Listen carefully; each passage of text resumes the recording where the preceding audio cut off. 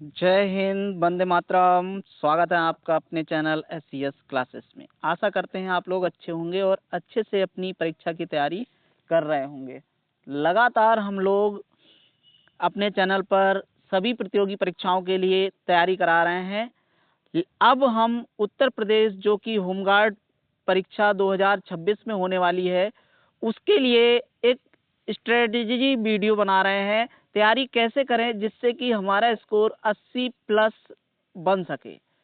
क्या करना चाहिए हमें, इसकी रणनीति क्या होनी चाहिए, आखिर हमें क्या रणनीति के तहत अपना स्कोर हाई करना चाहिए, प्रतिदिन कितने घंटे पढ़ें जिससे कि हमारा सिलेक्शन जो उत्तर प्रदेश होमगार्ड परीक्षा है उसमें हो सके। इसके अलावा कौन सी बुक्स पढ़नी चाहिए जिनके द्वारा हम अपनी प्रतियोगी जो परीक्षा है होमगार्ड वाली उसको तैयारी कर सके। हाँ, इसके साथ होमगार्ड परीक्षा के साथ साथ हम यूपी जीके जो है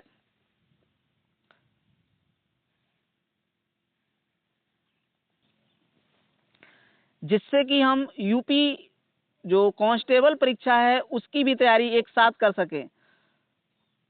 कौन सी बुक्स पढ़ें, इसके अलावा ऑनलाइन पढ़ें या ऑफलाइन पढ़ें, ये सबसे बड़ा मुद्दा विद्यार्थियों के पास रहता है कि हम क्या ऑनलाइन पढ़कर परीक्षा को निकाल सकते हैं या हमें ऑफलाइन पढ़ना पड़ेगा, या ऑफलाइन पढ़ना है तो क्या घर पर पढ़ाई कर सकते हैं, ये भी एक बहुत बड़ा डाउट होता है।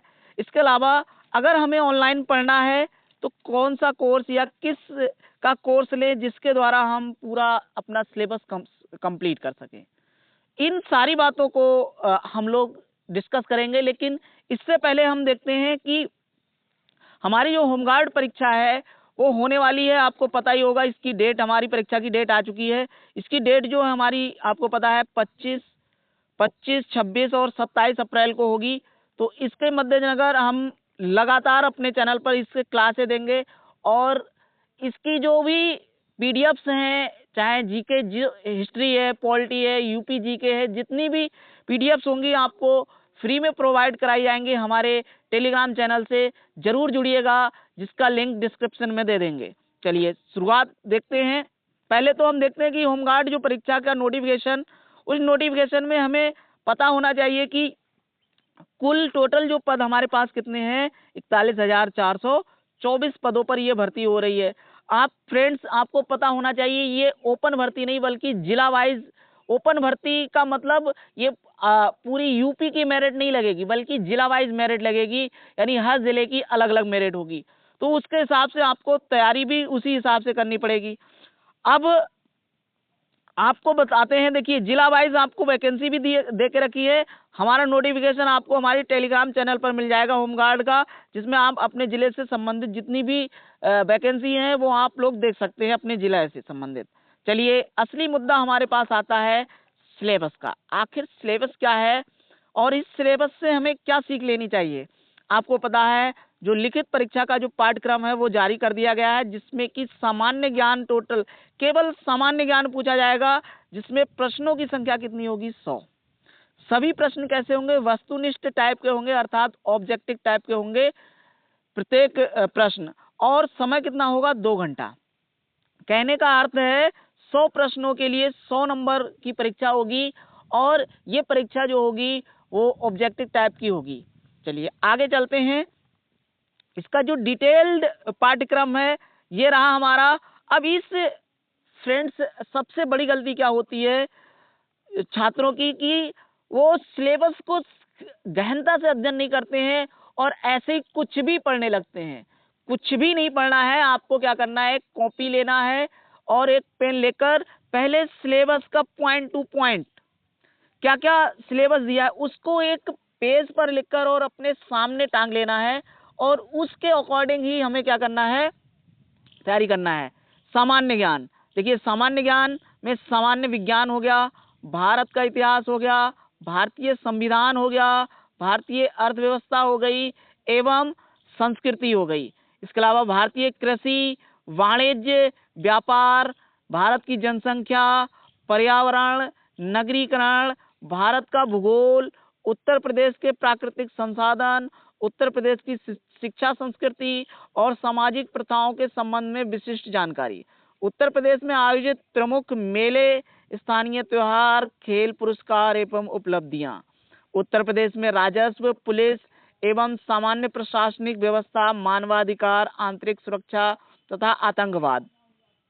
भारत और उसके पड़ोसी देश के बीच संबंध, राष्ट्रीय एवं अंतर्राष्ट्रीय महत्व के समसामयिक विषय, राष्ट्रीय अंतर्राष्ट्रीय संगठन, पुरस्कार और सम्मान, देश की राजधानी, मुद्राएं, महत्वपूर्ण दिवस, अनुसंधान एवं खोज, पुस्तक और उनके लेखक, social media, communication. Uttar Pradesh शासन द्वारा संचालित कल्याणकारी एवं जनोन्मुखी योजनाएं, महिला सशक्तिकरण, आत्मनिर्भरता एवं औद्योगिक विकास के प्रयास, प्राकृतिक घटनाएं, महत्वपूर्ण सम्मेलन और समारोह।